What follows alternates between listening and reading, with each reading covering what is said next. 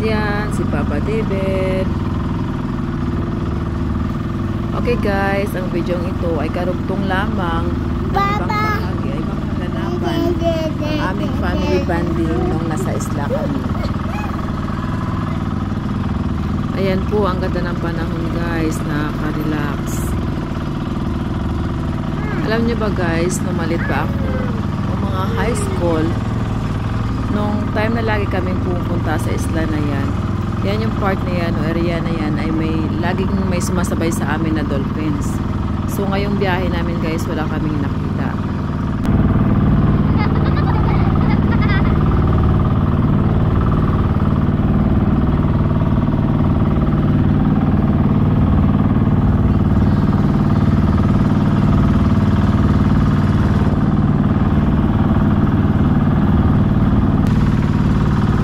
Kanta-kanta ka pa kayo ha. Talagang nakaka-relax.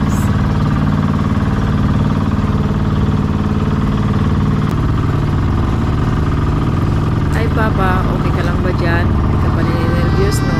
Tsamba mo lang. Magandang panahon.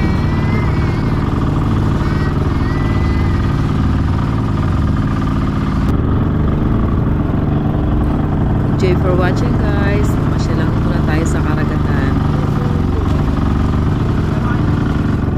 Ayan guys, yung isla na yan guys, tinutumok ng bangka, dyan tayo pupunta.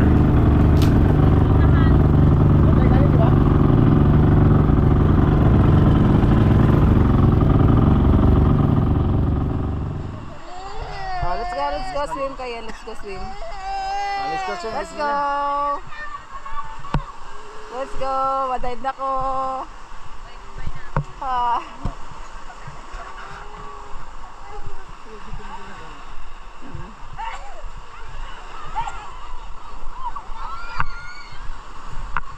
OMG. Oh, ilang kilo to? Nasa 6 na kilo lang naman yan siya. Nakuha lang siya guys sa pangangawil. Tsamba lang.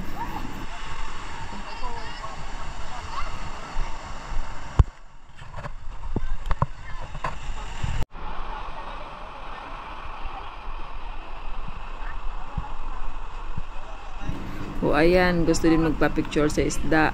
Sige Doy, for the picture. Kaya mo yan. 1, 2, 3. Okay na. Doy.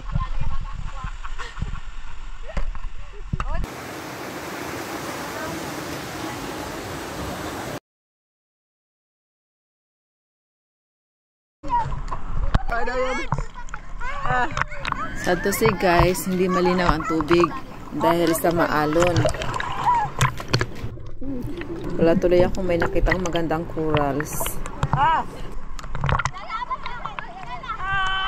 Gusto mo punta doon, no? Mukha ng ano?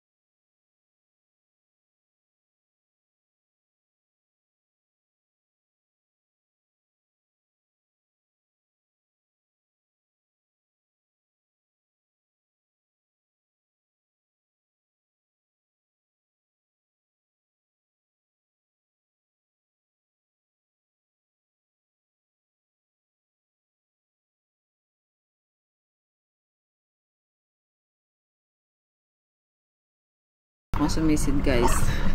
Hindi ko kaya, masyadong malakas ang agos. Ayan na po, nagalit ang nanay ko. Kararating lang namin. Kailangan na namin umalis ng isla guys. Kasi parating na yung malakas na hangin. Kailangan na namin makabalik sa mainland. Ayan, nagmamadali na ang bawat isa. Kami na lang ang nahuli guys. Grabe.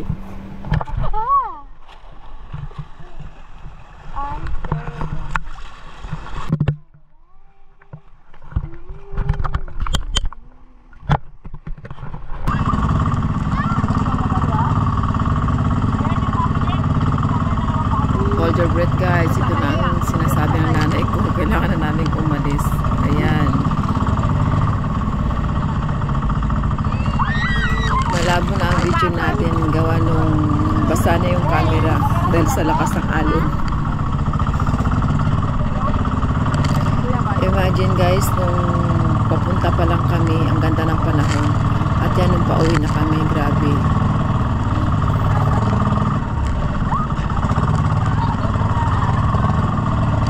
Bale, 4 na bangka kami guys. Yung 3 na una na. Hindi na namin sila makita dahil sa lakas ng alon. Parang natatakpan na sila. So, pag kunti lang, nakikita pag medyo maliit ang alon, nakikita namin sila. Pero, yung mas nauna, hindi na namin. Parang nagbibilang sila ng time na once na hindi kami nakita doon sa part na papasok na, talagang susundo na sila sa amin. Dahil talagang medyo delikado din nga.